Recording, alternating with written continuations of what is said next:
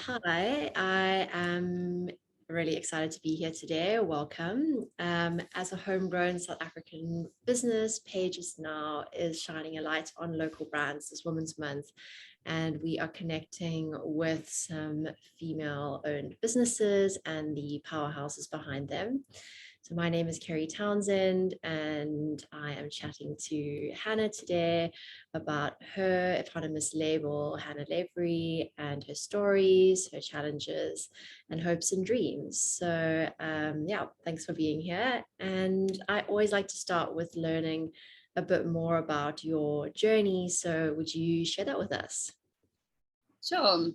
First of all, let me say sorry for sitting in my stock room, but we have a fully open plan office. Privacy is in the stock room. Yeah, so what do you want to know? Just sort of the journey from when we started. Yeah, and I think maybe how you got into this business. I think that's always interesting for people to see, like, what did that look like for you? Yeah, I think so. I studied law and then I studied fashion design after that. So I was like a little older than most graduates are when they first go into the workforce. So I didn't feel like I had sort of time to go and work here and work there. And it just sort of happened at the time that I just got an opportunity to start my own thing. And I was like, well, now or never, let me just do it. And I think what I wanted to do, like what I had studied and what my end of year range had been, was all based on sort of getting more value out of your garments by being able to make them sort of changeable and alter them on your body or the way that you wear them, in order to like give them more sort of longevity and more options in the way that you wear them. So I started with that sort of concept in mind. And I think that sort of like waned and come in and out of my range over the years. And it's funny, in the last year, we've really been sort of getting back in touch with that, which has been quite fun. Like having things that can be tied in multiple ways or that can be changed in shape according to your body shape. Yeah, so we're sort of getting back to that core original starting point. I love that. And I love that one line I read on your website that was like, that was saying was sort of the midpoint between the pajamas and the power suit. And I was like, who doesn't want that? That sounds like heaven, basically. Yeah, I mean, I think that's been. I remember in the beginning feeling so frustrated with clothing that there just wasn't simplicity in clothing. That there wasn't like just a beautiful shirt, that you could use that shirt in multiple ways. That there wasn't like just really over the top detailing. And I do think that has changed in clothing now to now. But at the time when we started, there wasn't a lot of just sort of subtlety in design, which is what I really like. And I've always been very, very focused on comfort, which I think has served us well during COVID, because a lot of our clothing could go from outside clothing to inside clothing, without too much effort, in just the way that is styled, because we've always like really tested our clothing quite dramatically to make sure that it fits all these criteria, and that it is like versatile enough, that it is comfortable enough, and that it's like good quality, and that nothing like irritates you or pulls in a weird way or doesn't strain on your body. Yeah. I love that. I think that sounds like the ultimate like woman's wardrobe solution uniform, basically. I think you wouldn't have any like getting dressed in the morning if you knew you were going to look great and put together, but also be like comfortable and not feeling like, oh gosh, by 12 o'clock, like I really wish I hadn't worn the sweater. I wish I wouldn't have worn these pants. Yeah. And I think there is like immense, if you look at sort of like if the men's suit or a uniform, people often will feel quite frustrated by the sort of restriction of it, but there's also the other side of it, that is that it offers such simplicity. You know, you wake up in the morning and you have something that's just there, and that's what you will wear. And I speak about that often, about having your sort of trusted wardrobe of your set sort of uniforms that you know that you can put on in the morning and always feel good and always feel prepared and always feel like you sort of yourself, and you look good and comfortable, and you trust that outfit. But and then when you want to like dress up and feel like elaborate and extreme, you have that choice, but you don't have to do that every morning. Like, you don't have to go in thinking and putting energy into something that is hard to do every day, I think. When you add it to all the stuff that you're doing every single day, you know. So that's thank you for thinking about us with many, many, many tabs open in our brains, you know, and just giving us one less thing to stress about. I'd love to chat a bit more about your business, and sort of, we touched on it a bit, but what really motivated you to start out with? Was it the simplicity? Was it finding the comfort, or what sort of like really lights you up about fashion? In the beginning, I was really into the sort of whole like changeability. This thing shouldn't be worn. I mean, really, I went quite extreme with it. You know, like a skirt could be worn as buttoned up and be worn as pants, and then it could be thrown over there and worn as a top. And I was really excited about that. Ooh, sorry. But it hasn't stayed the same. Like, there was like a long period of exploration in the beginning, and I dabbled in various different styles and various different things. I think now, what in the last probably 4 to 5 years has really like solidified is creating this quite seamless wardrobe that you can trust that it'll do its job for you. And the idea that you can buy something from us today and you can wear it with something you bought 4 years ago, and you know that you can pair it with something that you would wear in 2 years' time, that you buy from us in 2 years' time. So that there's like a little bit of, we've done the sort of range planning and the thought planning for you, and it's all in neutrals, so that really you're creating like foundation pieces of quality. And that really does excite me now, because now we look at our range more sort of cohesively. You know, when something goes out of the range, it leaves a gap, and then that's the thing that we fill in. But we're not just sort of designing, oh, we feel like this, we feel like this, we feel like this. We're always sort of designing within this like greater whole. I love that. It's like a sort of like, it's buildable as well, and interchangeable. So it all kind of, regardless of the season, it all sort of comes together really beautifully. So I love that. That's really, really cool. And we try and make like that you can wear one garment can be worn with like a lot of other outfits. I mean, a lot of other individual garments in the range, so that you can create multiple different things, and also acknowledge that not every outfit is right for every person. You know, like, that's another thing that we really quite we're trying to get that message across quite strongly, that you don't come in and try everything on and everything must look good on you. That's just not the way that bodies work, you know. Like, you read the descriptions and you go, am I an hourglass shape? Am I a straight shape? And if you are, then don't put these pants on, because they're probably not going to look great, and that's okay. Yes, love.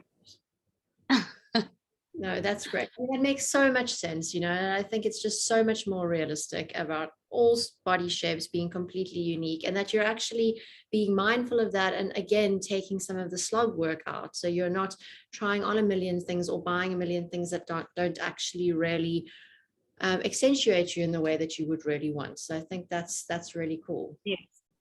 And there's sort of like this, I think it's through trends and following trends, and they're being like, this is cool now, that there's almost like a little bit of shame and stuff of if things don't look right on you, you know. And it's just really not, it's impossible for every style and everything to look good on you, you know. So it's sort of like using we try, and especially in our in-store experience, is try and get people to realize that like it's fine to try things on that probably aren't looking good, and there's humor in that. Like, don't just find it funny and let go of that, and then really just find the things that work for your body and sort of stick to those basic silhouettes, and then change according to the colors, or the character according to the seasons, but like really find what works for your body individually. I think that's awesome. That's such good advice. And how do you define success? Like, what does that look like for you? Yeah, that question I always find really difficult. I think it changes all the time. I think it changes all the time according to what your challenges are at the time. Yes, for us, success at the moment is remaining open and remaining happy and remaining calm.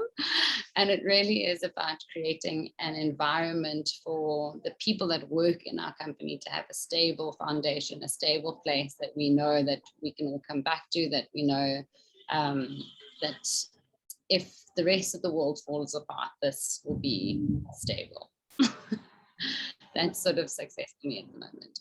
Yeah, I think that's so realistic, because like we were chatting about very briefly before we pressed record, like, these are crazy times, and I think the goalposts are shifting all the time in terms of what the normal is, and we're redefining that all the time. So just to have this home base and to keep it open and to keep it going and to create a safe space for your team is I think that's first prize. I can totally get that.